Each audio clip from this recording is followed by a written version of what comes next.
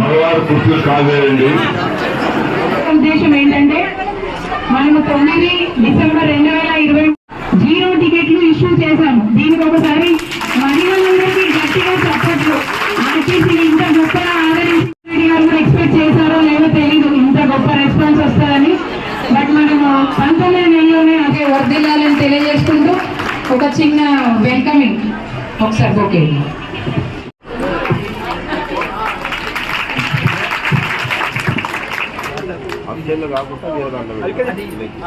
ఇవ్వమ్మా మేడం.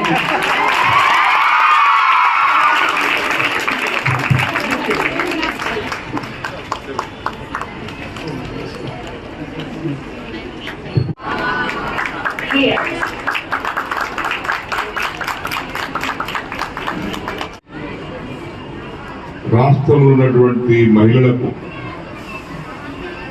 4 కోట్ల జనాభా ఉంటే 2 కోట్ల జనాభా ఉన్నటువంటి మహిళలకు ఉచిత బస్సు సౌకర్యం కలిగిస్తామనే ఒక మంచి ఆలోచనతో ప్రారంభించినటువంటి పథకం మహాలక్ష్మి పథకం. ఉచితంగా ఎక్కడి నుంచి ఎక్కడికి వెళ్ళినా, ఎన్నిసార్లు వెళ్ళినా, ఎప్పుడు వెళ్ళినా మహిళలకు ఆధార్ కార్డు ఉన్నటువంటి ప్రతి ఆడబిడ్డకు ఈ పథకం వర్తిస్తుంది. ఇది మొదలై సుమారు 19 మాసాలు అవుతుంది. ఈ 19 మాసాలలో డిసెంబర్ 9, 2023 నాడు ప్రారంభించినటువంటి మహాలక్ష్మి పథకం ద్వారా